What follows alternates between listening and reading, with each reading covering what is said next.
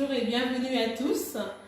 Je me présente, je suis Véronique Lecomte, infirmière en éducation thérapeutique.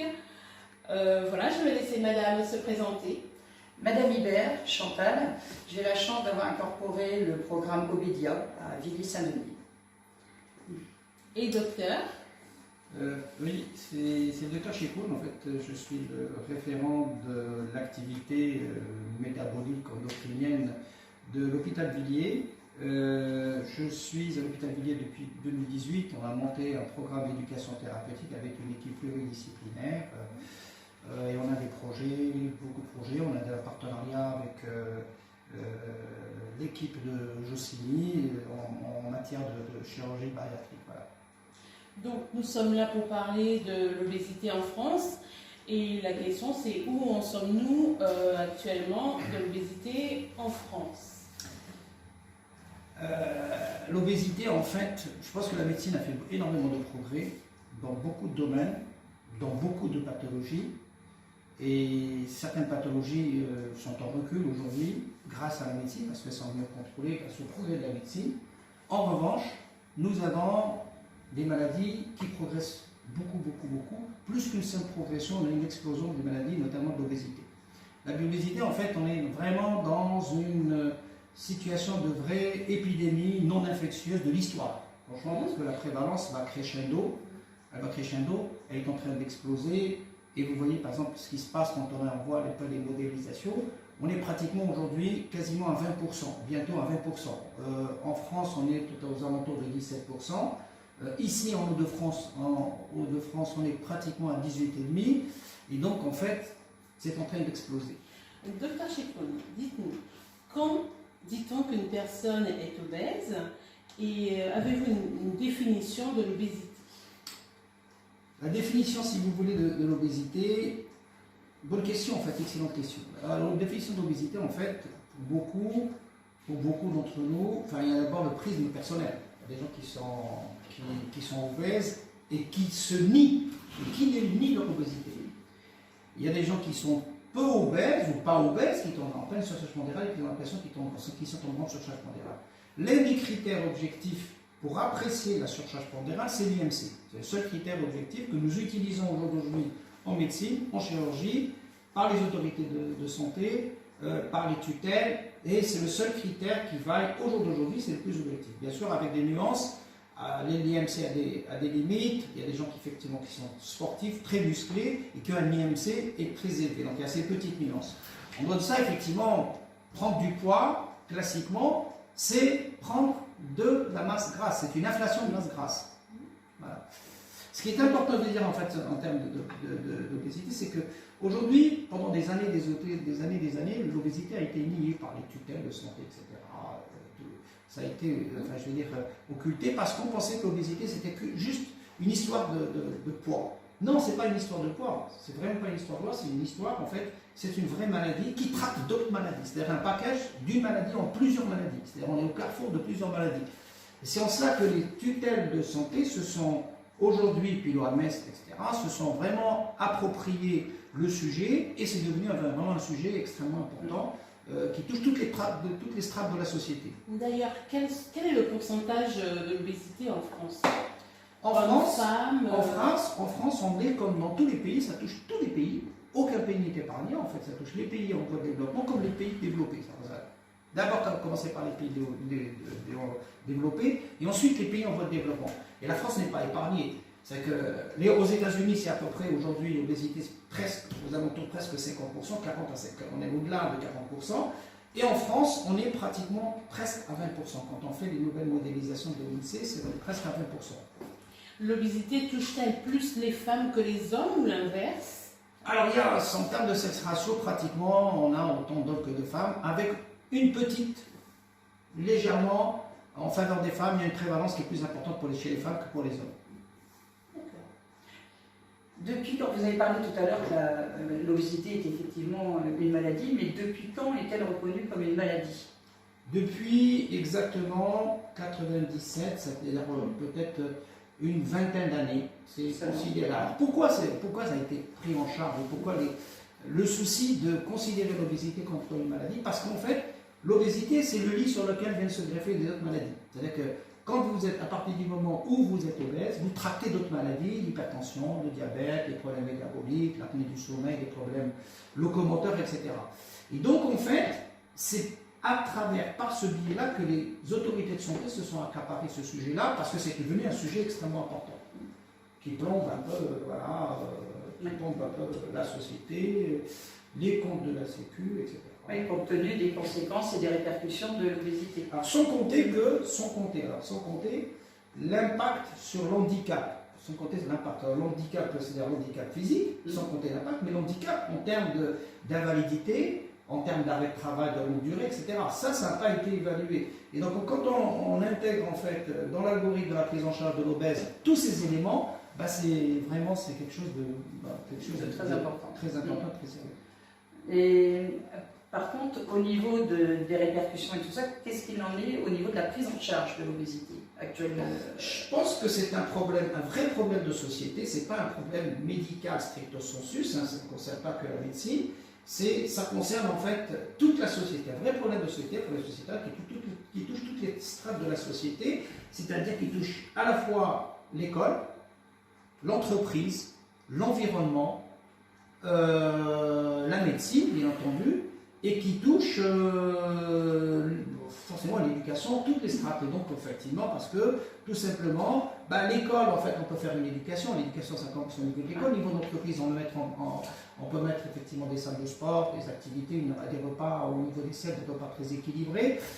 Donc, c'est au-delà de la médecine. Oui, docteur Chepon, je voulais savoir au niveau de la prise en charge de l'obésité.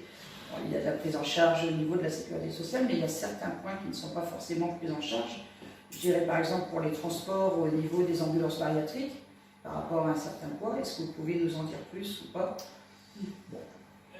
Il y a eu quand même, depuis il y a eu quand même, aujourd'hui, actuellement, il y a des services qui sont dédiés à l'obésité, avec dédiés, reconnus, certains sont labellisés, et puis il y a des services de chirurgie qui sont labellisés. Donc en fait, il y a tout un travail de partenariat entre les services de chirurgie qui sont adossés à des services comme le nôtre d'obésité. En fait, ça c'est fait, je pense que ça fonctionne bien, mais ça n'existe pas partout, mais ça existe. Alors, pour la partie transport bariatrique, ça c'est quelque chose qui est en train de s'organiser. Tous les services, en fait, il y a des budgets qui sont aujourd'hui alloués pour l'obésité, enfin dans nos services respectifs de chirurgie bariatrique et des services comme le nôtre de SSR. Et pour les transports bariatriques, ça s'organise aussi. En fait, il y a tout un protocole d'ambulance bariatrique qui est dédié pour les obèses à partir de ces services. C'est que c'est pas ouvert.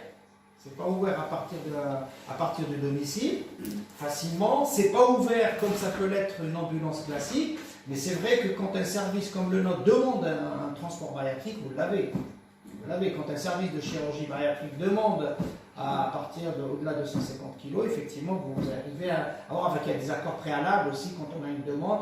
Enfin, il faut signer des accords préalables, mais vous avez, en fait, il y a des ambulances dédiées pour le transport Mais c'est vrai que ça ne se fait pas comme ça, il faut que ça soit une demande qui soit bien spécifiée. Ouais. Mais après vient aussi justement les questions, parce qu'en tant qu'obèse, on ne connaît pas forcément les choses auxquelles on peut avoir droit, les choses qui nous seraient nécessaires. Et malheureusement, pour exemple, pour avoir déjà été dans des établissements comme la sécurité sociale ou des choses comme ça, vous voyez plein de petits supports papier qui vous donne des informations sur le diabète, sur les informations pour les handicaps. Vous ne trouvez jamais de documentation d'aide ou pour apporter des précisions pour les obèses. Et c'est dommage. Moi, je pense que c'est... Je vous ai dit que c'était un problème de société. Je pense que c'est l'implication de toute la société. C'est-à-dire que en termes d'handicap, parce que ça génère un handicap, en termes par exemple dans la restauration, où aujourd'hui effectivement vous avez une restauration préparée, où effectivement la ration calorique, on augmente la ration calorique en graisse qui ne doit pas dépasser 10 à 20%, on l'augmente pour améliorer l'appréciation gustative, donc la palatabilité.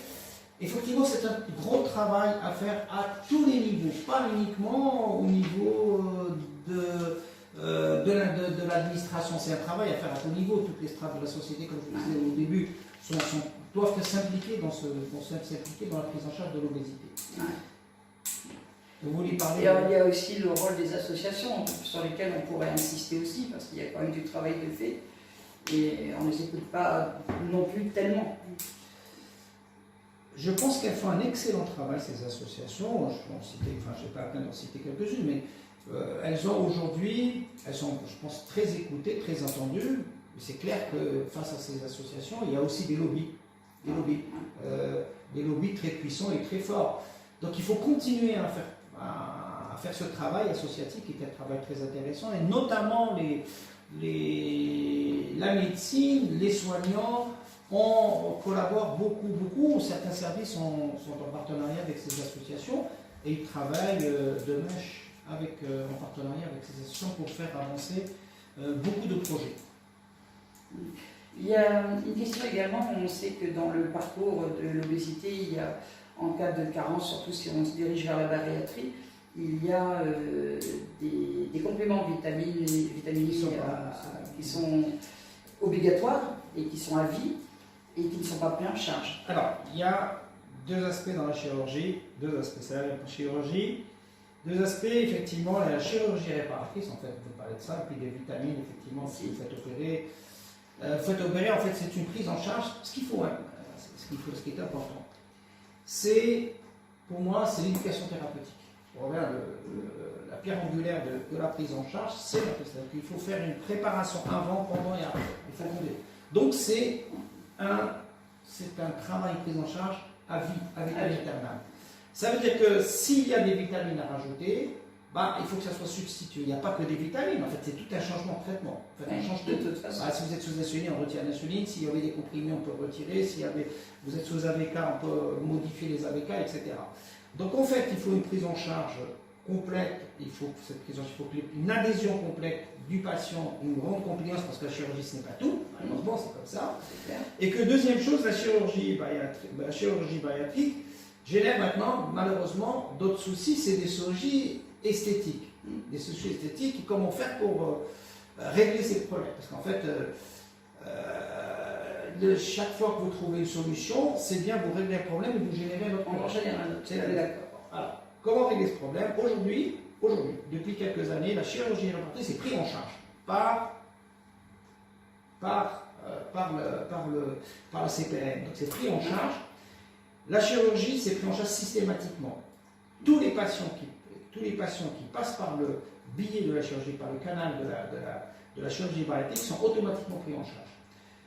Les patients qui sont pris en charge médicalement dans le cadre d'un suivi d'un parcours de soins, comme par exemple le nôtre, sans passer par la chirurgie, sont également pris en charge à condition qu'ils puissent être présents dans un dossier. Il faut que ce soit vraiment un dossier solide, sinon tout le monde va s'engouffrer là-dedans.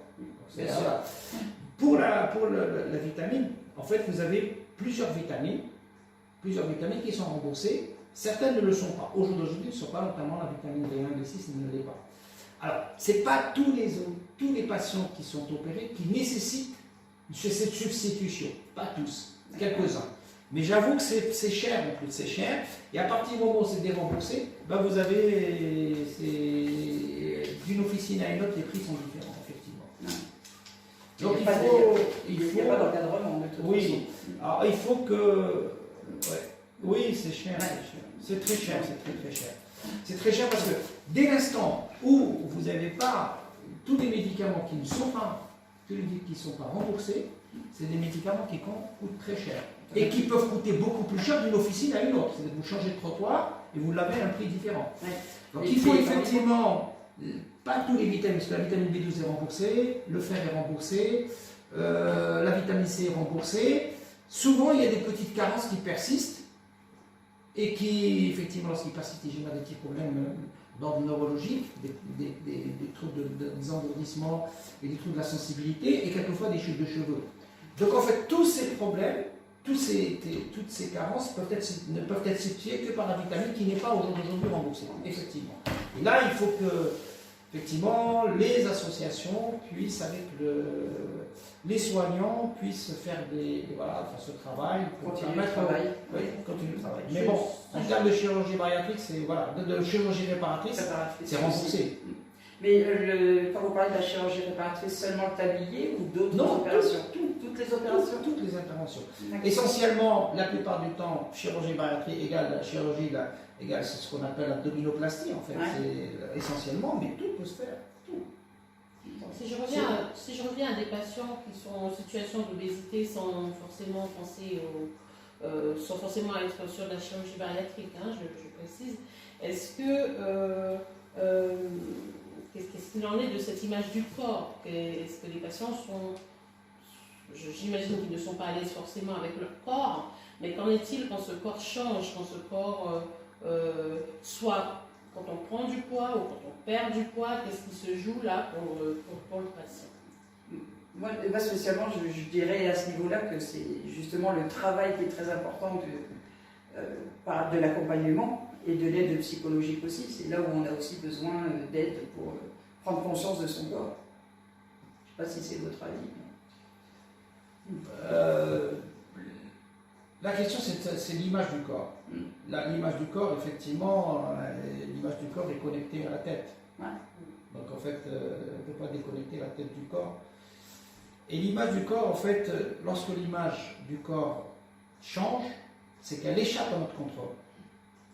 C'est quand elle échappe à notre contrôle, c'est que derrière, il y a une très grande souffrance. Parce qu'on ne peut plus maîtriser notre corps. Il nous échappe. Et donc, en fait, à partir du moment où il s'échappe et que, après c'est l'histoire, vous savez, cette souffrance, elle vient d'où? Elle vient du fait qu'on a pris du poids, ou bien parce que c'est cette souffrance qui a généré. C'est l'histoire de la poule et des œufs qui fait quoi. Et donc, c'est l'intérêt, en fait, aujourd'hui, on parle beaucoup de troubles du comportement alimentaire.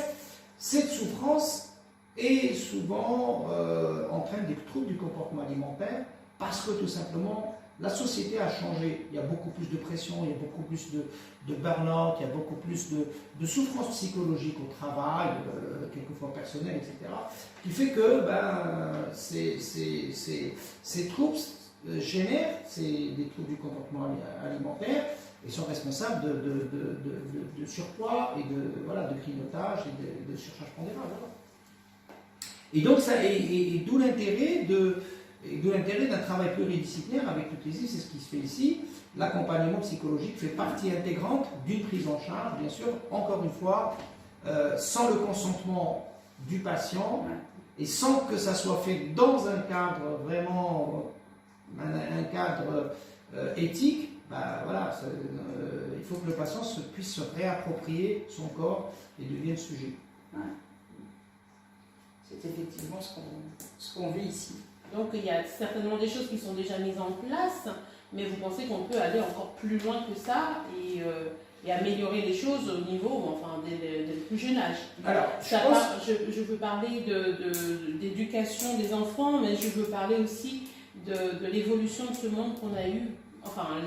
Au fil du temps, on a vu que la population commence à grossir de plus en plus et à souffrir d'obésité. Est-ce que l'évolution de la société n'a pas poussé aussi à cette obésité? L'évolution technologique aussi qui empêche de plus en plus les mouvements. L'évolution technologique a apporté beaucoup pour les mutations et les mutations sociales, culturelles, qui a apporté beaucoup, qui a apporté beaucoup de confort, énormément de confort, mais qui a nié notre corps. Ouais. C'est là, à la recherche de ce confort, que nous avons occulté nos corps. Et c'est tout le problème. Y a-t-il des conseils concrets à donner à nos visiteurs du jour, à ces personnes qui sont avec nous aujourd'hui, des conseils très concrets pour limiter, freiner cette obésité, limiter? Et si toutefois ces personnes sont déjà en situation d'obésité, qu'est-ce qui serait conseillé? Qu'est-ce que vous conseilleriez? Disons, comme ça, d'emblée, les conseillères sont toujours les mauvais payeurs. D'emblée, leur dire effectivement l'alimentation, c'est très facile de leur dire l'hygiène de vie en termes de nutrition, en termes d'activité physique. Ça, c'est des mots, je veux dire, presque des mots creux, parce que c'est facile à dire, mais le dire, c'est pas forcément le faire. Et donc, en fait, on peut dire que c'est d'inviter ces personnes à rentrer dans des parcours de prise en charge où il y a une certaine éthique. On peut les impliquer dans un parcours avec, comme on le fait dans un travail pluridisciplinaire, comme c'est le cas, parce que c'est pas un problème. Le problème de l'obésité, c'est le mouton à 5 pattes, en fait. Il y a pas que la part médicale. Il y a la part, la dimension psychologique, il y a la dimension de l'activité physique, et puis il y a la partie qui est émergée de l'iceberg, et souvent on n'a pas la main dessus. Donc en fait, c'est pas simple, mais c'est de sensibiliser ces personnes avec beaucoup de pédagogie, dans un cadre éthique, sans forcément leur donner la liberté de choix, et leur conférer la possibilité de devenir des sujets et de s'approprier la problématique. Comme disait Lacan, en fait, c'est leur rendre la propriété de manière à ce qu'ils puissent devenir de vrais sujets.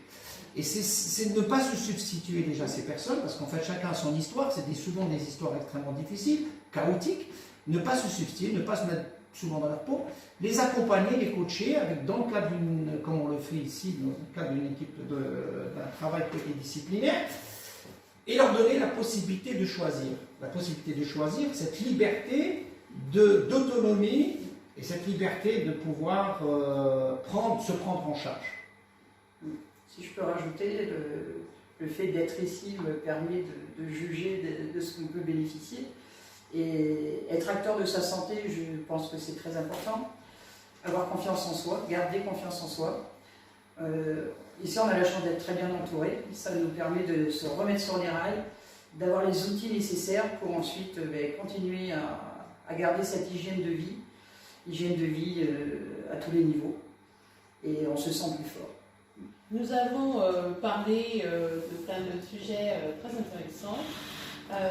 Par contre, est-ce que vous auriez un mot de la fin sur si je vous pose la question à la fin de cette intervention, où en est-on de l'obésité en France? Est-ce que vous pourriez nous faire une synthèse par rapport à tout ça? En France, comme ça l'est, la France n'est pas épargnée des autres pays, donc forcément l'obésité augmente. Moins qu'elle ne l'est aux États-Unis, mais elle augmente inexorablement, comme partout dans tous les autres pays. Il y a aujourd'hui, vraiment, je pense que, aujourd'hui, je pense qu'il y a beaucoup de gens sont sensibilisés à ce sujet. La médecine, le corps médical, le corps soignant, la santé, les tutelles de santé sont très sensibilisés à ce sujet, parce qu'en fait, il y a des programmes, l'OBEPI, etc. Il y a beaucoup de programmes. Il y a des politiques qui en parlent. Je pense qu'il faut l'implication de tous les gens, parce que ce n'est pas un problème, c'est pas qu'un problème médical, mais c'est un problème en fait, qui touche toute la société dans sa globalité. Voilà. Donc j'invite tout le monde à s'impliquer et puis à s'intéresser à ce sujet. Nous vous remercions pour ce temps que vous nous avez accordé ce matin. Madame Hibert, merci beaucoup pour votre témoignage. Merci de votre invitation. Nous avons donc retiré nos masques car nous sommes à bonne distance les uns des autres dans un souci de respect des règles sanitaires. Nous vous remercions pour votre participation et nous allons tout de suite retrouver un interview avec le docteur Flamand sur le thème du prendre soin de soi. À tout à l'heure.